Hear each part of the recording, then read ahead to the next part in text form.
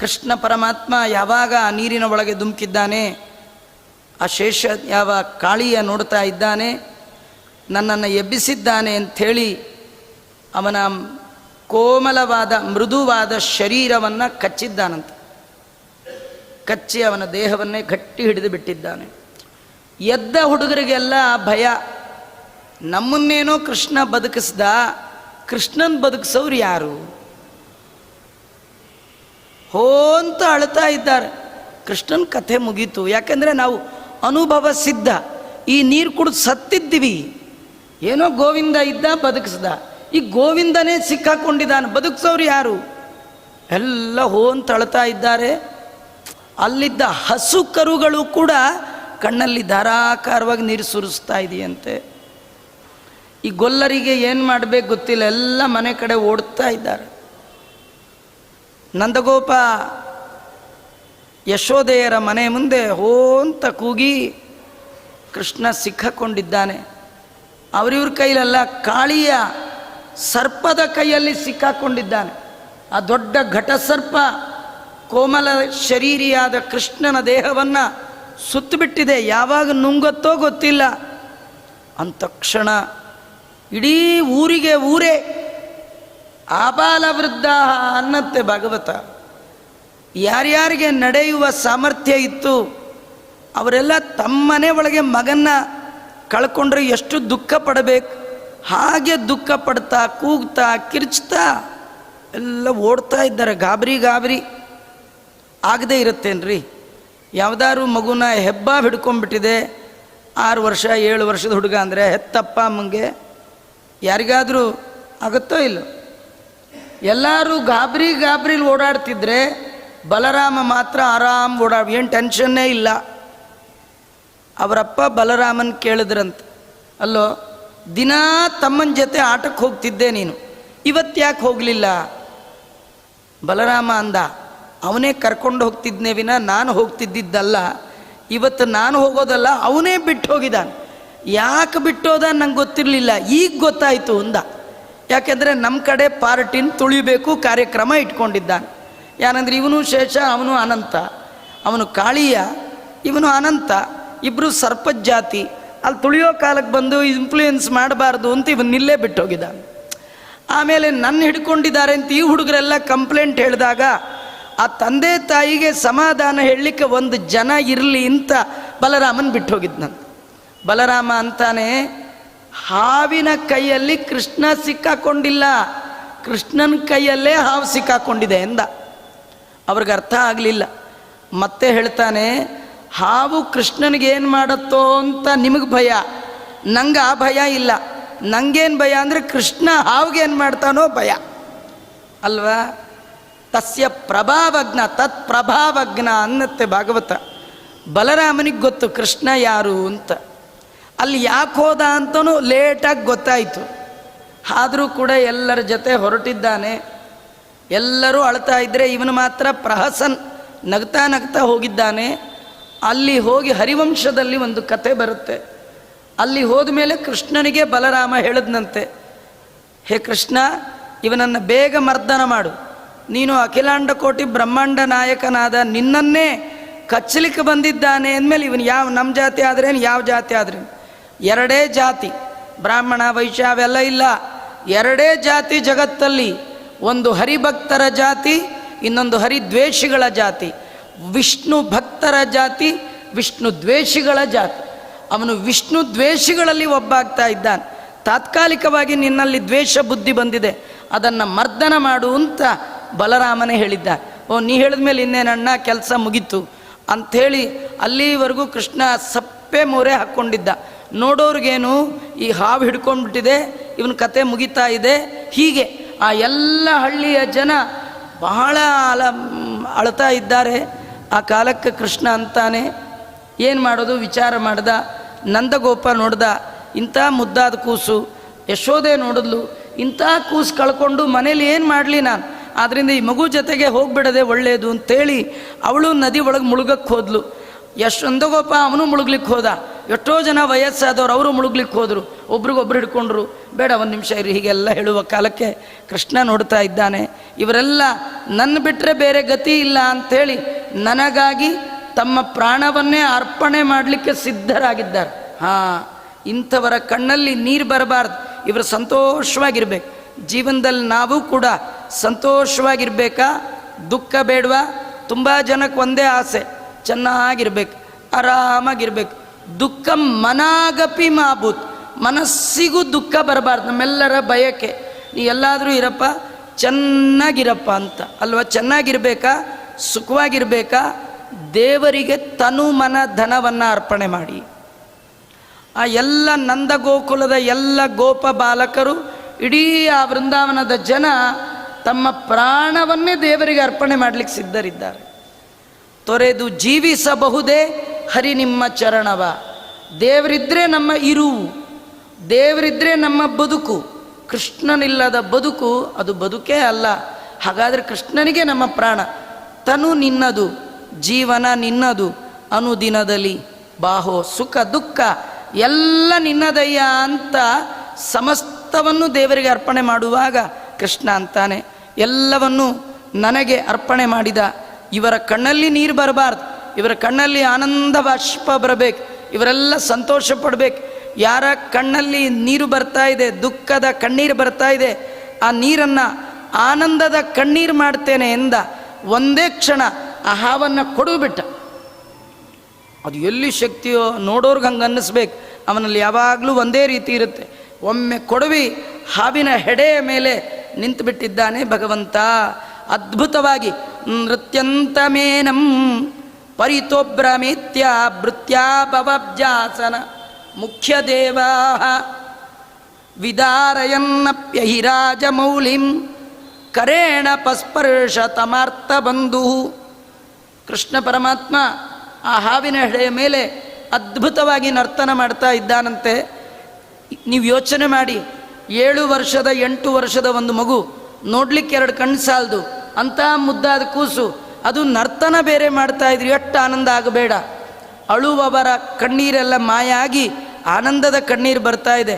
ಅದು ಬರೀ ಮನುಷ್ಯರಿಗೆ ಮಾತ್ರ ಅಲ್ಲ, ದೇವತೆಗಳಿಗೂ ಕೂಡ ಕೃಷ್ಣನ ನರ್ತನವನ್ನು ನೋಡಲಿಕ್ಕೆ ನಂದಗೋಕುಲದ ಜನ ಮಾತ್ರ ಅಲ್ಲ, 14 ಲೋಕದ ದೇವಾನು ದೇವತೆಗಳು ಆಕಾಶ ಮಾರ್ಗದಲ್ಲಿ ನಿಂತಿದ್ದಾರೆ.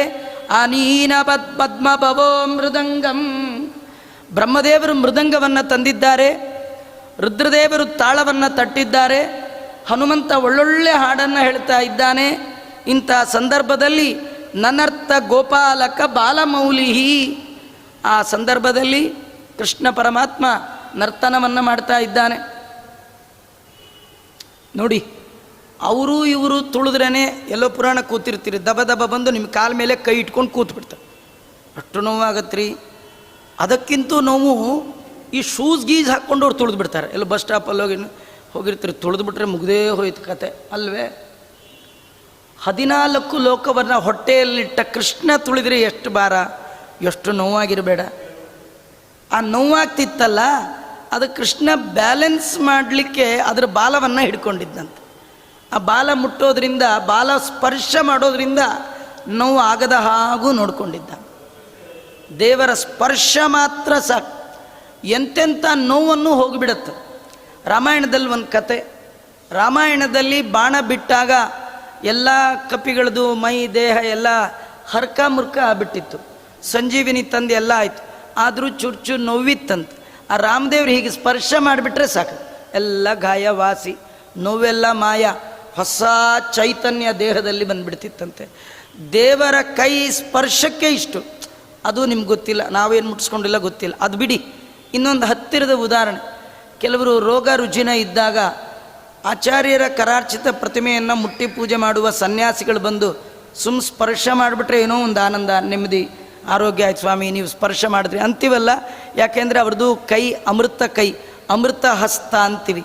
ಮೃತಿರಹಿತವಾದದ್ದು, ದುಃಖವೇ ಇಲ್ಲದಂಥದ್ದು, ಕೇವಲ ಆನಂದ ಅಂಥದ್ದು ಭಗವಂತ. ಆ ಕೃಷ್ಣ ಪರಮಾತ್ಮ ಒಂದು ಕೈಯಲ್ಲಿ ಬಾಲ ಹಿಡಿದಿದ್ದಾನೆ, ಕಾಲಲ್ಲಿ ತಲೆ ತುಳಿತಾನೆ, ಕೈಯಲ್ಲಿ ಬಾಲ ಹಿಡಿತಾನೆ. ಕಾಲಿನಿಂದ ತಲೆಗೆ ಶಿಕ್ಷೆ ಕೊಟ್ಟರು, ಕೈಯಿಂದ ಬಾಲಕ್ಕೆ ಅಭಯ ಪ್ರದಾನ. ಒಂದೇ ದೇಹದ ಎರಡು ಅವಯವ, ಒಂದೇ ದೇಹ, ಹಾವಿಂದು ಒಂದೇ ದೇಹ.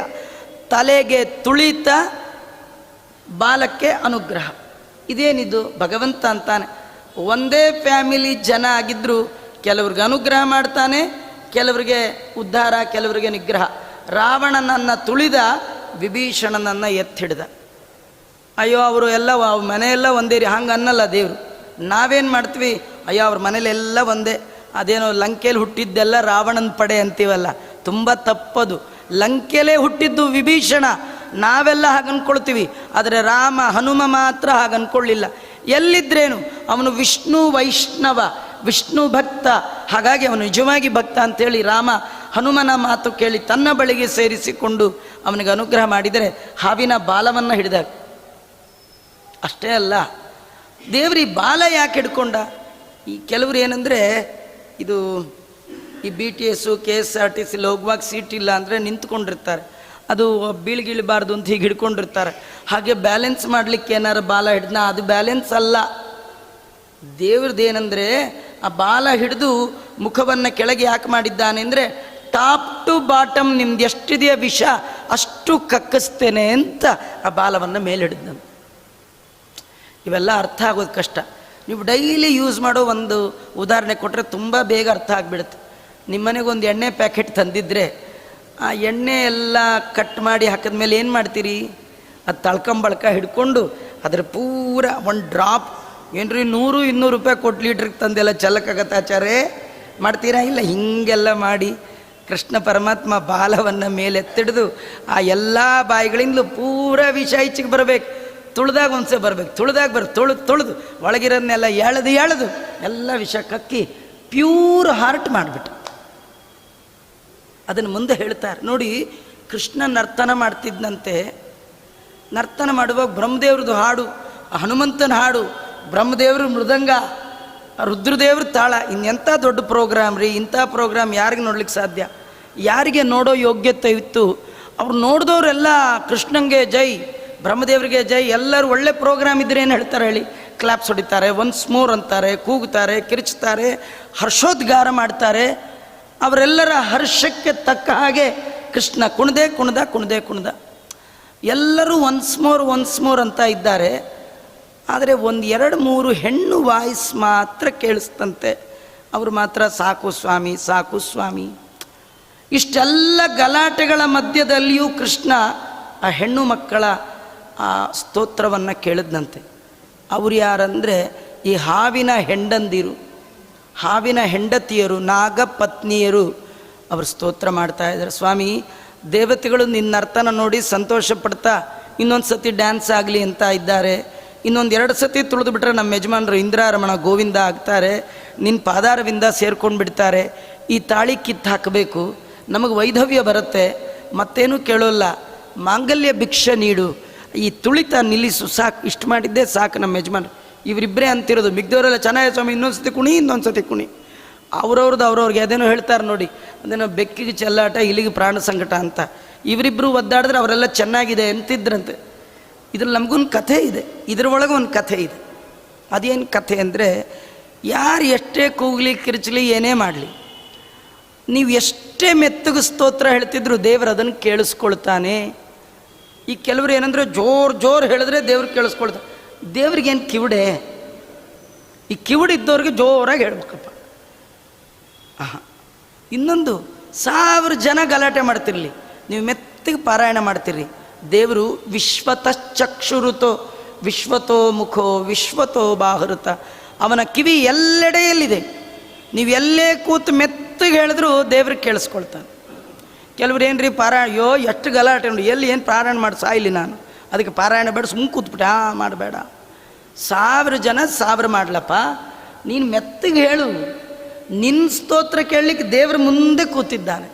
ಮಲಗಿ ಪರಮಾದರದಿ ಪಾಡಲು ಕುಳಿತು ಕೇಳುವ, ಕುಳಿತು ಪಾಡಲು ನಿಲ್ಲುವ, ನಿಂತರೆ ನಲಿವ. ಈ ಹಾಡು ಜಗನ್ನಾಥದಾಸರ ಈ ಹಾಡಿಗೆ ನಾವೆಲ್ಲ ತಿಳ್ಕೊಳ್ಳೋ ಅರ್ಥ ಬೇರೆ, ನಾವು ಯೋಚನೆ ಮಾಡುವಾಗ ಬರೋ ಅರ್ಥವೇ ಬೇರೆ. ಈ ಮಲಗಿ ಪರಮಾದರದಿ ಪಾಡಲು ಕುಳಿತು ಕೇಳುವ ಅಂದ್ರೆ ಏನು ಗೊತ್ತಾ? ಮಲಗಿ ಅಂದರೆ ಮಲ್ಕೊಂಡು ಹೇಳೋದು ಅಲ್ಲ. ಇನ್ನು ರೋಗ ಬಂದಾಗ ಮಲಗಿ ಆಸ್ಪತ್ರೆ, ಅದೂ ಒಂದು. ಅದಲ್ಲದೆ ಇನ್ನೊಂದಿದೆ ಮುಖ್ಯವಾದ್ದು, ಏನು ಗೊತ್ತಾ? ಬೇರೆ ವಿಷಯದಲ್ಲಿ ಮಲಗಿ ದೇವರ ವಿಷಯದಲ್ಲಿ ಪಾಡಲು ಅವನು ನಿಮ್ಮ ಮುಂದೆ ಕುಳಿತು ಕೇಳುವ.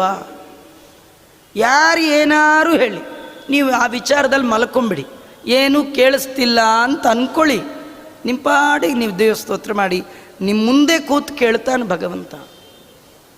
ನಮಗೇನು ಡೌಟ್ ಅಂದರೆ, ಇಷ್ಟು ಗಲಾಟೆಗಳ ಮಧ್ಯೆ ಹೇಳಿದ್ರೆ ದೇವರು ಕೇಳಿಸ್ಕೊಳ್ತಾನ ಅಲ್ರಿ? ನಿಮಗೇ ಒಂದು ರೂಪ ಕೊಟ್ಬಿಡ್ತಾನೆ, ಮುಂದೆ ಕೂತ್ಕೊಳ್ತಾನವನು. ನಂಬಿಕೆ ಇರಬೇಕಷ್ಟೆ. ನಮ್ಮ ನಂಬಿಕೆ ತಕ್ಕ ಹಾಗೆ ಯದ್ಭಾವಂ ತದ್ಭವತಿ. ಮನಸ್ಸಿನಂತೆ ಮಹಾದೇವ, ಮನಸ್ಸಿನಂತೆ ಒಲಿದು ಸಲಹೋ ವನಜನಾಭ ವಿಜಯ ವಿಠ್ಠಲ ಅಂತ ದಾಸರಾಯರು ವರ್ಣನೆ ಮಾಡ್ತಾ ಇದ್ದಾರೆ.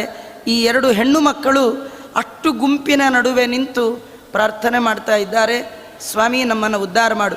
ಭಾಗವತದಲ್ಲಿ ಹೀಗಿದೆ, ನ್ಯಾಯೋ ಹಿ ದಂಡ ಕೃತಕಿಲ್ ವಿಶೇಷ್ಮಿನ್ ತವಾವತಾರ ಖಲ ನಿಗ್ರಹಾಯ.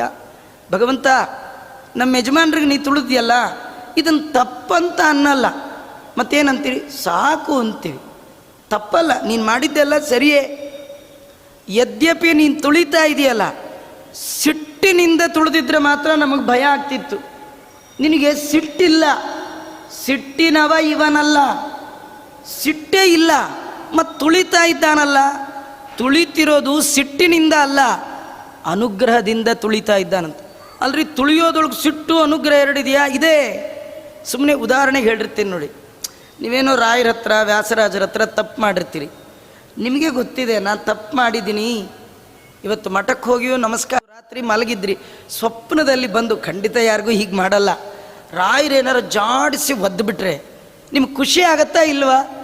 ನಮಗಂತೂ ಖುಷಿ. ಅವ್ರ ಪಾದ ತಾಗ್ತಲ್ಲಪ್ಪ. ರಾಯರ ಪಾದ ಮುಟ್ಟೋ ಯೋಗ್ಯತೆ ಯಾರಿಗಿದೆ? ವ್ಯಾಸರಾಜರ ಪಾದ. ಈ ಹೆಣ್ಮಕ್ಳು ಅದಂತಾರೆ, ಏನಂದರೆ ಲಕ್ಷ್ಮೀದೇವಿ ನಿನ್ನ ಪಾದ ಮುಟ್ಲಿಕ್ಕೆ ಎಷ್ಟು ತಪಸ್ಸು ಮಾಡಿದ್ದಾಳೆ, ಅದು ಇನ್ಯಾರಿಗೂ ಬಿಡಲ್ಲ ಅಂತಾಳೆ. ಅಂಥ ಪಾದ ತಾನಾಗೆ ಬಂದು ನಮ್ಮ ಯಜಮಾನ್ರ ತಲೆ ಸ್ಪರ್ಶ ಆಗಿದೆ ಅಂದರೆ ಕಸ್ಯಾನುಭಾವ, ಎಂಥ ಪುಣ್ಯ ಇರಬೇಕು. ನಮ್ಮ ಯಜಮಾನರು ನಿನ್ನ ಪಾದ ಸ್ಪರ್ಶಕ್ಕಾಗಿ ಜನ್ಮಾಂತರದಲ್ಲಿ ಯಾವ ಸತ್ಕರ್ಮ ಮಾಡಿದ್ದಾರ ಫಲವೋ ಇದು ಅಂತ ಹೇಳ್ತಾ ಇದ್ದಾರೆ. ಇದರಲ್ಲಿ ಇನ್ನೊಂದು ಕಥೆ ಇದೆ. ದೊಡ್ಡವರು ಮಾಡುವಂತಹ ಆಗ್ರಹವೂ ಕೂಡ ಅನುಗ್ರಹವೇ ಆಗ್ಬಿಡತ್ತೆ ಒಮ್ಮೊಮ್ಮೆ. ದೊಡ್ಡವರು ಬೈದರು ಅಂತ ಬೇಸರ ಮಾಡ್ಕೋಬೇಡಿ. ಮನೆಯಲ್ಲಿ ಗುರುಗಳು, ಹಿರಿಯರು, ತಂದೆ ತಾಯಿಗಳು, ಜ್ಞಾನಿಗಳು ಏನಾದರೂ ಒಂದು ಮಾತಂದರೆ ತಿರುಗಿಸಿ ಅನ್ನಬೇಡಿ, ಬೊಗಸೆಯೊಡ್ಡಿ ಸ್ವೀಕಾರ ಮಾಡಬೇಕು. ಗರ್ಭದಲ್ಲಿರುವಾಗಲೇ ದೇವರನ್ನು ಕಂಡ ಪರೀಕ್ಷಿತ ಮಹಾರಾಜನಿಗೆ ಶಾಪ ಕೊಟ್ಟರೆ ಎರಡೂ ಕೈಗಳಿಂದ ಸ್ವೀಕಾರ ಮಾಡಿದ್ದ.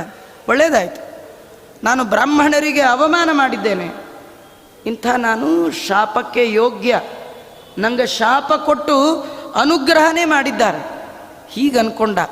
ಅದಕ್ಕೆ ಅವನಿಗೆ ಶುಕಾಚಾರ್ಯರಂಥ ಮಹಾನುಭಾವರಿಂದ ಭಾಗವತ ಕೇಳುವ ಯೋಗ ಬಂತು. ಅಂತ್ಯಕಾಲದಲ್ಲಿ ದೇವರ ಸ್ಮರಣೆ ಬಂತು, ಭಗವಂತನ ಪಾದಾರವಿಂದವನ್ನೇ ಹೊಂದಿಬಿಟ್ಟ. ಇದಕ್ಕೆಲ್ಲ ಕಾರಣ ಏನು ಗೊತ್ತಾ?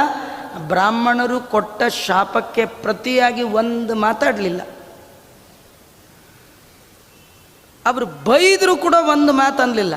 ಇವತ್ತು ನಮ್ಗೆ ಒಳ್ಳೇದು ಹೇಳಿದ್ರು ಕೇಳಲ್ಲ, ನಮಗೇನು ಬೈಯಲ್ಲ, ಒಳ್ಳೇದೇ ಹೇಳಿರ್ತಾರೆ. ನೀವ್ಯಾರು ನಮ್ಗೆ ಹೇಳೋಕ್ಕೆ? ನಮಗೆಲ್ಲ ಗೊತ್ತಿದೆ, ನೀವು ಸುಮ್ಮನೆ ಇದ್ದು ಬಿಡಿ ಅಂತೀವಿ, ಸಾಕು. ಇಷ್ಟಂದರೆ ಅವ್ರಿಗೆ ಇನ್ನೇನು ಮತ್ತೆ ಅನ್ನೋದೇ ಬೇಡ. ನಾವು ಸುಮ್ಮನೆ ಭಾಗವತ ಕಥೆ ಕೇಳಿ ಇದು ಮಡಿ ಕಥೆ ಅಂತ ಎದ್ದೋದ್ರೆ ಪ್ರಯೋಜನ ಇಲ್ಲ. ಇದರೊಳಗೆ ನಮ್ಮ ಜೀವನಕ್ಕೆ ನಾವು ಏನು ಅಳವಡಿಸ್ಕೊಳ್ಬೇಕು ಅನ್ನೋ ಸಂಬಂಧವನ್ನು ಗುರುತಿಸಿದಾಗ ಮಾತ್ರ ವ್ಯಾಸರು ಭಾಗವತ ರಚನೆ ಮಾಡಿದ್ದು ಸಾರ್ಥಕ ಆಗುತ್ತೆ. ಹೀಗಾಗಿ ನಾಗಪತ್ನಿಯರು ಭಗವಂತನಲ್ಲಿ ಸ್ತೋತ್ರ ಮಾಡ್ತಾ ಹೇಳ್ತಾರೆ, ನೀನು ತುಳಿದದ್ದು ಒಳ್ಳೆಯದಾಯ್ತು ಸ್ವಾಮಿ, ಪಾರಿ ಅನುಗ್ರಹ ಮಾಡಿದೆ, ದಯಮಾಡಿ ಕ್ಷಮ ಮಾಡು. ನಮ್ಮದು ಸ್ವಭಾವ, ಹಾವಿನ ಸ್ವಭಾವ ಏನು ಗೊತ್ತಾ? ನೀವು ಹಾವಿಗೆ ಹಾಲಿಟ್ಟರೂ ಹಾವು ನಿಮ್ಮನ್ನು ನೋಡಿ ಹಲೋ ಅಂತ ಅನ್ನಲ್ಲ, ಅದು ಅನ್ನೋದೇನದು ಬುಸ್ ಅಂತಲೇ ಅನ್ನತ್ತೆ ಅಲ್ವಾ? ಹುಲಿ ಹತ್ರ ಹೋಗಿ ಹುಲಿ ರಾಯರೇ ಅಂದರೂ ಅದು ಗೊರ್ರನ್ನತ್ತೆ, ಹುಲಿ ಅಣ್ಣ ಅಂದರೂ ಅದು ಗೊರ್ರನ್ನತ್ತೆ, ಹುಲಿಯಪ್ಪ ಅಂದರೆ ಅದು ಏನಂದ್ರು ಸ್ವಭಾವ ಏನದ್ರದ್ದು, ಯಾರನ್ನು ಕಂಡ್ರು ಗೊರ್ರನ್ನೋದೆ. ನಮ್ಮ ಯಜಮಾನರು ಹೇಳಿ ಕೇಳಿ ಕೋಪದ ದೇವತೆ ಅಲ್ವಾ? ಗರುಡ, ಶೇಷ, ರುದ್ರರು ಅಹಂಕಾರ ತತ್ವಕ್ಕೆ ಅಭಿಮಾನಿ ದೇವತೆಗಳು. ಹೇಳಿ ಕೇಳಿ ಕ್ರೋಧಕ್ಕೆ ಹೆಸರಾದ ಜೀವ ಇದು. ಸ್ವಭಾವ ಬಿಡಲಿಕ್ಕೆ ಎಲ್ಲಿ ಆಗತ್ತೆ ಸ್ವಾಮಿ? ಅದಕ್ಕೆ ನಮ್ಮ ಹತ್ರ ಯಾರು ಬಂದರೂ ನಾವು ಬುಸ್ ಅನ್ನೋದೇ. ಆದರೆ ನೀನು ಬುಸ್ ಅನ್ನಬಾರ್ದು. ನಿಮ್ಗೊಂದು ಸುಮ್ಮನೆ ಉದಾಹರಣೆ ಹೇಳ್ತೇನೆ. ನಾವು ಮಕ್ಕಳು ಏನೋ ಮಾಡಿದ್ರು ಅಂತ ಹೊಡೆದು ಬಿಟ್ಟರೆ ಆ ಮಕ್ಕಳು ನಮ್ಮನ್ನು ಹೊಡಿಲಿಕ್ಕಾಗಲ್ಲ, ಹಾಗೆ ಮಾಡಲಿಕ್ಕೆ ಬರೋಲ್ಲ. ಅದರಿಂದ ನೀನು ಶಿಕ್ಷೆ ಕೊಟ್ಟರೆ ತಡ್ಕೊಳ್ಳೋ ಯೋಗ್ಯತೆ ನಮಗಿಲ್ಲಿದೆ. ಅದರಿಂದ ದಯಮಾಡಿ ನನ್ನ ಗಂಡ ಮಾಡಿರುವ ಅಪರಾಧವನ್ನು ಮರೆತು ಬಿಡು ಸ್ವಾಮಿ, ಅನುಗ್ರಹ ಮಾಡು ಅಂತ ಕೇಳ್ಕೊಂಡಿದ್ದಾರೆ. ಇದರೊಳಗೆ ಇನ್ನೊಂದು ಕಥೆ ಇದೆ. ಏನಂದರೆ, ಮನೆಯಿಂದ ಆಚೆಗೆ ಹೋಗೋ ಗಂಡ ನೆಟ್ಗಿರ್ತಾನೆ, ಗ್ಯಾರಂಟಿ ಇಲ್ಲ. ಅವು ಎಲ್ಲ ಮಾಡ್ತಾನೆ, ಶಾಸ್ತ್ರದಲ್ಲಿ ಹೇಳಿದ್ದು ಜ್ಞಾಪಕ ಇಲ್ಲ.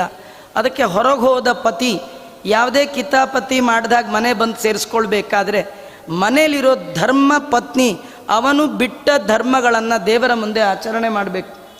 ದೇವರ ಮುಂದೆ ದೀಪ ಹಚ್ಚಿ ದೇವರಲ್ಲಿ ಪ್ರಾರ್ಥನೆ ಮಾಡಬೇಕು. ಹೊರಗೆ ಹೋದವ್ರು ಮನೆಗೆ ನೆಟ್ಟಿಗೆ ಬರಲಿ ಅಂತ. ಇವತ್ತಂತೂ ದಿನ ಮಾಡಲೇಬೇಕ್ರಿ. ಫುಟ್ಪಾತ್ ಮೇಲೆ ಹೋದರೂ ಮನೆಗೆ ಬರೋ ಡೌಟ್ ಇದೆ ಅಲ್ವಾ? ನೀವು ರೋಡಲ್ಲೇ ಹೋಗ್ಬೇಕಂತಿಲ್ಲ, ಫುಟ್ಪಾತ್ ಮೇಲೆ ಹೋದರೂ ಬಂದು ಹೊಡೆಯೋ ಜನ ಇದ್ದಾರೆ ಅಲ್ವಾ?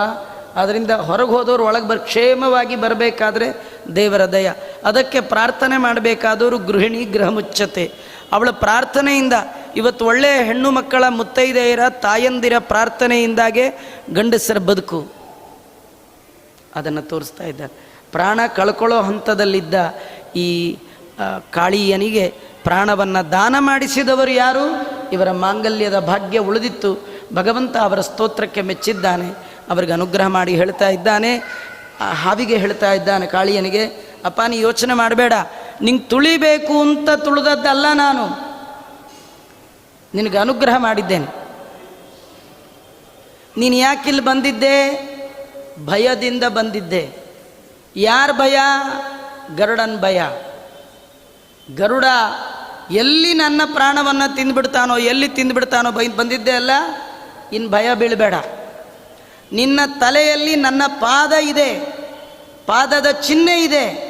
ಇನ್ಮೇಲೆ ನಿನ್ನ ತಲೆ ತಗ್ಗಿಸ್ಕೊಂಡು ನಡಿಬೇಕಾದಿಲ್ಲ, ತಲೆ ಎತ್ತಿ ನಡಿ. ಯಾಕೆಂದರೆ ತಲೆ ಎತ್ತಿದಾಗ ತಲೆ ಮೇಲಿರೋ ಪಾದ ಮೇಲೆ ಹಾರುವ ಹಕ್ಕಿಗೆ ಕಾಣುತ್ತೆ. ಯಾರಿಗೆ? ಗರುಡನಿಗೆ. ನಿನ್ನ ತಲೆ ಮೇಲೆ ನನ್ನ ಪಾದ ನೋಡಿ ಕೈ ಮುಗಿದು ಹೋಗ್ತಾನೆ. ನಿನ್ನ ಜೋರು ಮಾಡೋದಿರಲಿ, ನಿನ್ನ ತಿನ್ನೋದು ದೂರ್ತೋಪಾಸ್ತ. ನಿನ್ನ ತಲೆಯಲ್ಲಿರುವ ನನ್ನ ಪಾದ ನಿನ್ನ ಜನ್ಮಾಂತರಕ್ಕೆ ರಕ್ಷಣೆ. ಹೋಗು, ಎಲ್ಲಿ ಬೇಕಾದರೂ ಹೋಗು. ಎಲ್ಲಿ ಯಾಕೆ ಹೋಗ್ತೀಯ? ನಿಂದು ನೇಟಿವ್ ಪ್ಲೇಸ್ ಯಾವುದಿದೆ, ರಮಣಕ ದ್ವೀಪ, ಅಲ್ಲೇ ಹೋಗು ಅಂತ ಭಗವಂತ ಕಳಿಸ್ಕೊಟ್ಟ. ಇದು ಕತೆ. ಇದರೊಳಗೊಂದು ನಮಗೊಂದು ಕಥೆ ಇದೆ. ಈ ಕಥೆ ಒಳಗೆ ಏನು ಕಥೆ ಅಂದರೆ, ಯಾರ ತಲೆಯಲ್ಲಿ ಭಗವಂತನ ಪಾದ ಇದೆ ಅವರಿಗೆ ಮೃತ್ಯುವಿನ ಭಯ ಇಲ್ಲ. ಯಾವುದು ಪಾದ? 4 ಪಾದಗಳಿಂದ ಯುಕ್ತವಾದ ವೇದವ್ಯಾಸ ದೇವರ 564 ಪದಗಳೇ, ಬ್ರಹ್ಮಸೂತ್ರ ಪದಗಳೇ ತಲೆಯಲ್ಲಿ ಇರಬೇಕಾದ ದೇವರ ಪಾದ. ಅದಿತ್ತು ಅಂದರೆ ಯಾವ ಭಯ ಇಲ್ಲ. ಅಥವಾ ಭೀಷ್ಮಾಚಾರ್ಯರು ಹೇಳಿದ 1000 ನಾಮಗಳೇ ಪದಗಳು, ಅದು ತಲೆಯಲ್ಲಿದ್ದರೆ ಮೃತ್ಯುವಿನ ಭಯ ಇಲ್ಲ. ಅಥವಾ ದೇವರ ಪದ ನಾರಾಯಣ, ಅದು ನಾಲಿಗೆಯಲ್ಲಿದ್ದರೆ ಮೃತ್ಯುವಿನ ಭಯ ಇಲ್ಲ.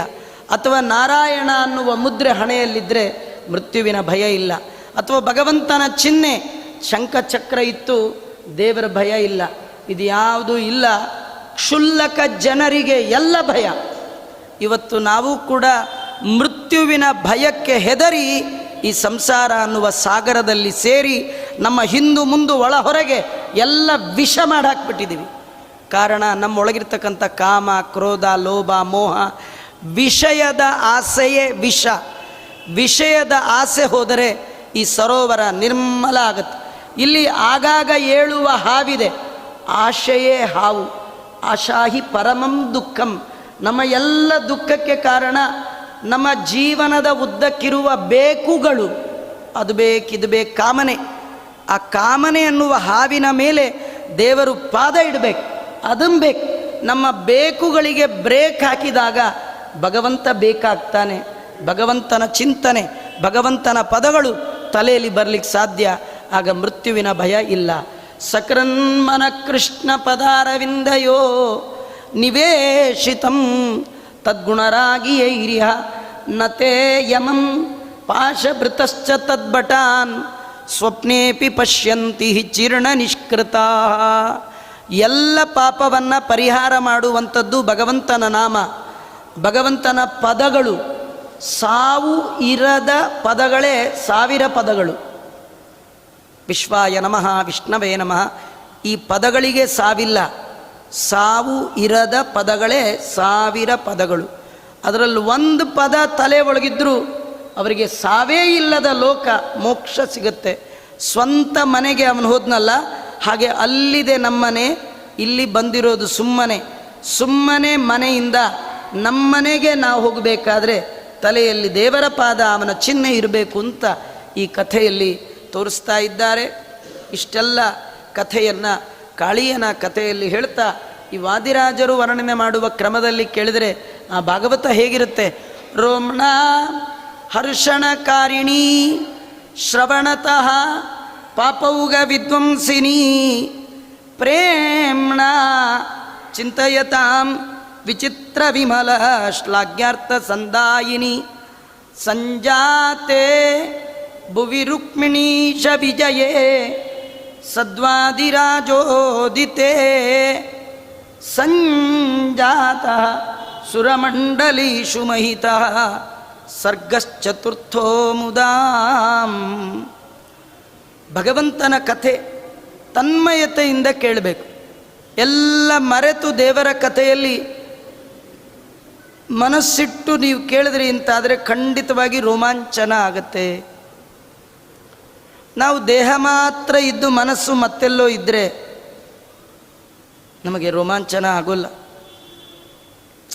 ರೋಮಾಂಚನ ಆಗೋದು ಉತ್ತಮ ಅಧಿಕಾರಿಗಳಿಗೆ. ಅವ್ರಿಗೆ ದೇವ್ರ ಕಥೆ ಕೇಳ್ತಿದ್ರೆ ಮೈಯ ಕೂದಲೆಲ್ಲ ನಿಂತು ಬಿಡುತ್ತೆ. ಹೌದಾ ಹೌದಾ ಅಂತ ಆಶ್ಚರ್ಯ ಆಗುತ್ತೆ. ಇಷ್ಟು ದೇವರ ಅನುಗ್ರಹ ಮಾಡ್ತಾನ ಅಂತ ಆಶ್ಚರ್ಯ ಆಗುತ್ತೆ ಅವರಿಗೆ. ನಮಗಾಗ್ತಾ ಇಲ್ಲ, ಪುರಾಣ ಕೇಳಿ ವೇಷ್ಟ ಅನ್ಕೋಬೇಡಿ. ಇನ್ನೊಂದಿದೆ ಮಧ್ಯಮ ಅಧಿಕಾರಿಗಳಿಗೆ, ಶ್ರವಣತ ಪಾಪೌಗ ವಿದ್ವಂಸಿನಿ. ನಿಮ್ಗೆ ರೋಮಾಂಚನ ಆಗದಿದ್ರೆ ಬೇಡ, ಕಿವಿಗೆ ದೇವ್ರ ಕಥೆ ಬೀಳ್ತಾ ಇದ್ದರೆ ಮಾಡಿದ ಪಾಪಗಳೆಲ್ಲ ತಂತಾನೆ ಓಡೋಗ್ತಾ ಇರುತ್ತಂತೆ. ಈ ಚಳಿ ಅಂತ ಕೆಲವರು ಈ ಮಾಘಿ ಚಳಿ ಬಂದಾಗ ಬೀದಲ್ಲೆಲ್ಲ ಬೆಂಕಿ ಹಾಕಿ ಅಲ್ವಾ ಹೀಗೆಲ್ಲ ಹಿಂಗೆ ಮಾಡಿ ಕಾಯಿಸ್ಕೊಳ್ತಿರ್ತಾರಲ್ಲ, ಅವರು ಬಿಸಿಗೋಸ್ಕರ ಹಾಕಿದ್ರು ಆ ಬೆಂಕಿ 2 ಗುಣ, ಒಂದು ಶಾಖ, ಇನ್ನೊಂದು ಬೆಳಕು ಅಲ್ವಾ. ಬಿಸಿನೂ ಬರುತ್ತೆ, ಬೆಳಕು ಆಗತ್ತೆ. ಹಾಗೆ ದೇವರ ಕತೆಗೆ 2, ಅದು ರೋಮಾಂಚನ ಆಗತ್ತೆ, ಪಾಪಗಳ ಪರಿಹಾರ ಆಗತ್ತಂತೆ. ಹಾಗಾಗಿ ಮಾಡಿದ ಪಾಪಗಳ ಪರಿಹಾರಕ್ಕಾಗಿ ಭಗವಂತನ ಕಥಾಶ್ರವಣ ಮಾಡಬೇಕು. ಕೇಳಿದ ಕಥೆಯನ್ನು ಮತ್ತೆ ಕೇಳುವ ತನಕ ಅನುಚಿಂತನೆ ಮಾಡಬೇಕು. ಇವತ್ತೇನು ಕೇಳಿದೆ. ಕೆಲವು ಸತಿ ಕೇಳೋ ಕಾಲಕ್ಕೆ ಆನಂದ ಆಗಿಬಿಡುತ್ತೆ, ಆಮೇಲೆ ಮರ್ತೇ ಹೋಗಿಬಿಡುತ್ತೆ. ಮರಿಬಾರ್ದು. ಅದು ಧ್ಯಾನ ಮಾಡುವ ಕಾಲಕ್ಕೆ ಉಪಯೋಗಕ್ಕೆ ಬರಬೇಕಾದ್ರೆ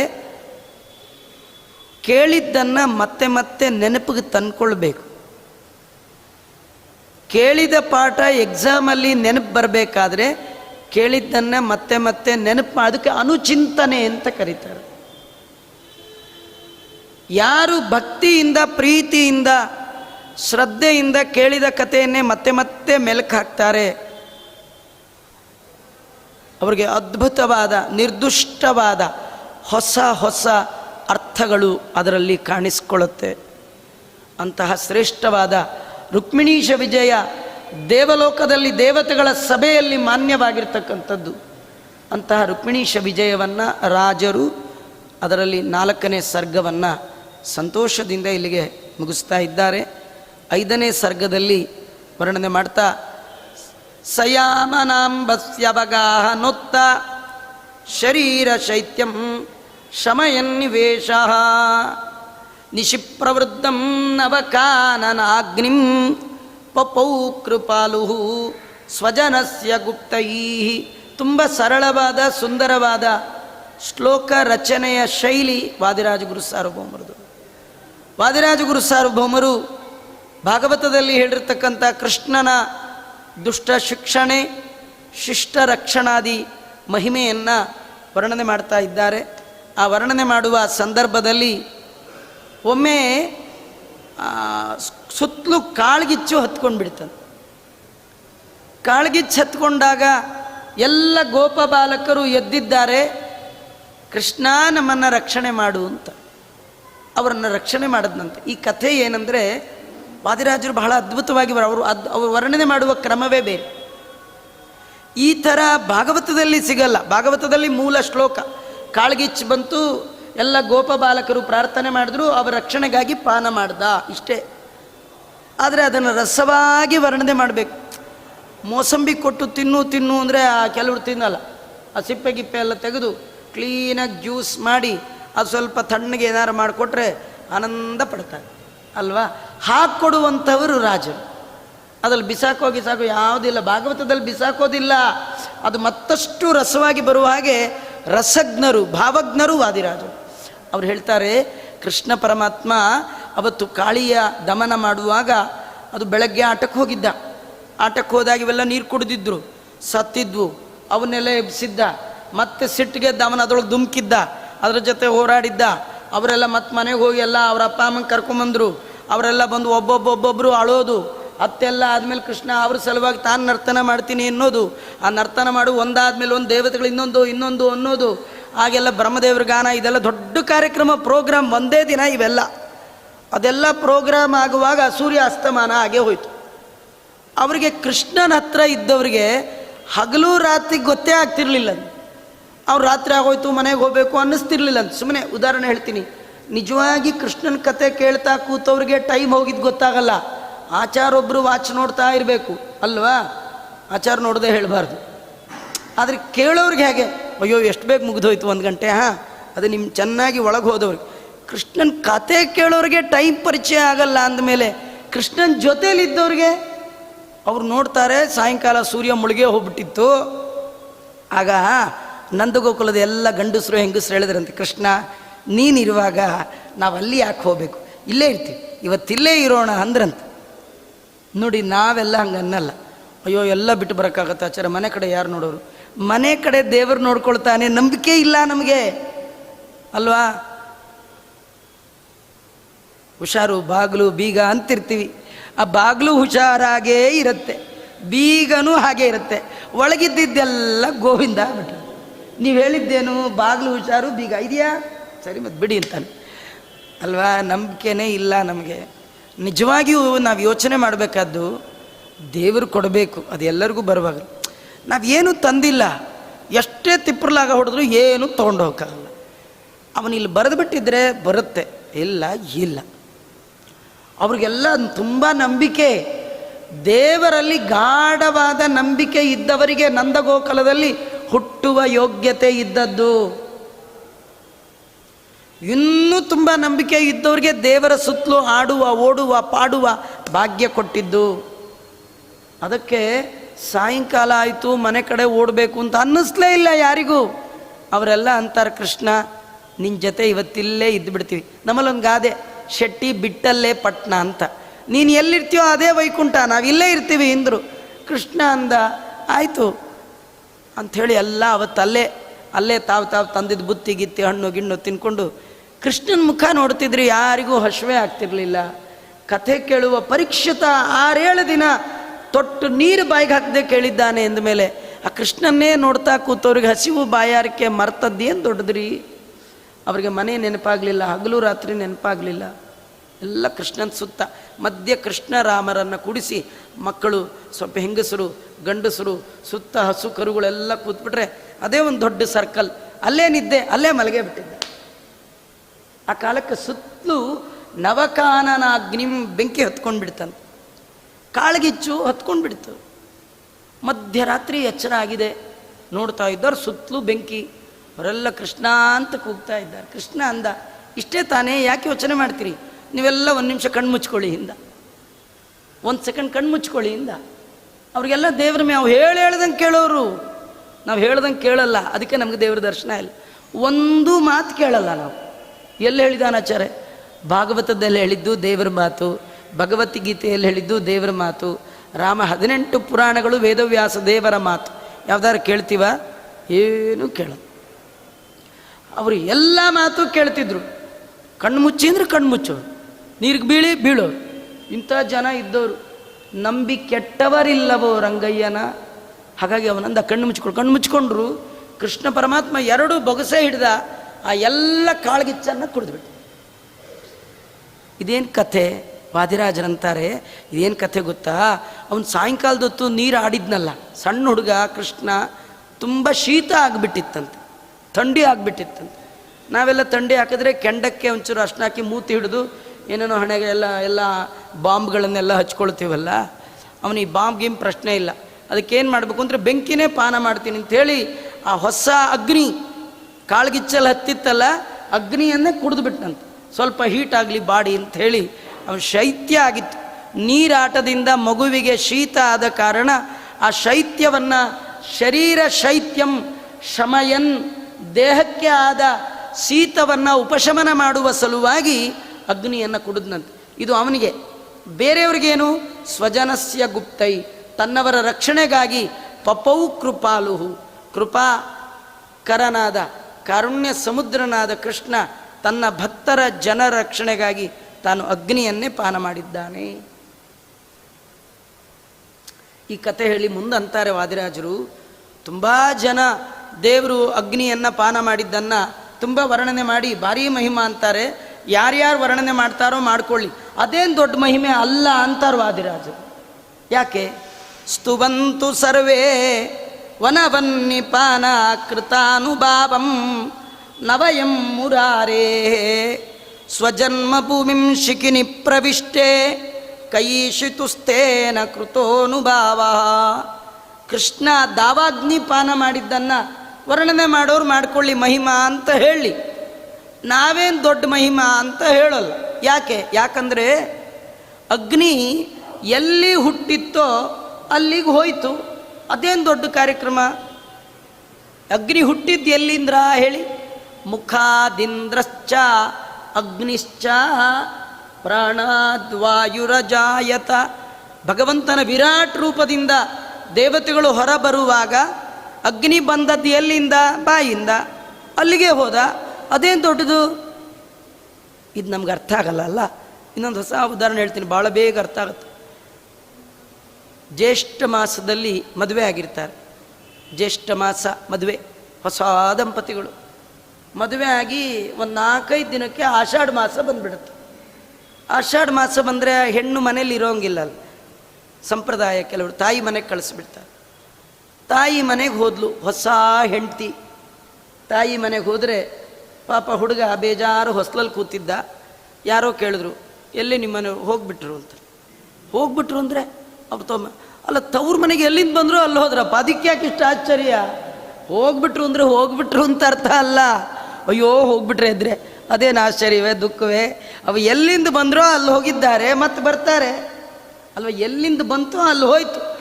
ಅಗ್ನಿಗೆ ತವ್ರ ಮನೆ ಇದ್ದಾಗ ಅದು ಬಾಯಿ, ಇವೆಲ್ಲ ಅವೆಲ್ಲ ಅಲ್ಲಿ ಇಲ್ಲಿ ಬೇರೆ ಬೇರೆ ಮನೆಗಳು. ಅಗ್ನಿಗೆ ತವ್ರ ಮನೆ ಯಾವುದದು? ಬಾಯಿ. ಅಲ್ಲಿ ತವ್ರ ಮನೆಗೆ ಹೋದರು ಅಂದರೆ ಅದೇನು ದೊಡ್ಡ ಮಹಿಮಾ ಅಂತೂ. ನಿಮ್ಮ ಮನೆಯವ್ರು ಬಂದು 3 ದಿವಸಕ್ಕೆ ಹೋಗ್ಬಿಟ್ರು ಅಂತೀರಿ ಪಾಪ. ಅಂದರೆ 3 ದಿವಸಕ್ಕೆ ಹೋದರು ಅಂದರೆ ತವ್ರ ಮನೆಗೆ ಹೋದರು ಅಂತ ಹಿಂಗೆ ಅರ್ಥವೇ ವಿನ ಇನ್ನೇನೇನೇನೋ ಅರ್ಥ ಮಾಡುವ ದೊಡ್ಡ ಮಹಿಮಾ ಹಾಗೆಲ್ಲ ಹೇಳಬೇಡಿ. ಅವ್ನು ಹಾಗೆ ಹೋಗಿದ್ದು ಸರಿ ಆಯಿತು ಅಂತ ಹೀಗೆ ವಾದಿರಾಜರು ಅದ್ಭುತವಾಗಿ ವರ್ಣನೆ ಮಾಡ್ತಾರೆ. ಮುಂದೇನು ವರ್ಣನೆ ಮಾಡಿದ್ರು ಕೃಷ್ಣನ ಕಥೆಯನ್ನು ಅದನ್ನು ಮತ್ತೆ ನಾಳೆ ಸೇರಿದಾಗ ನೋಡೋಣ. ಹೇಳ್ತಾ ಶ್ರೀ ಕೃಷ್ಣಾರ್ಪಣಮಸ್ತು.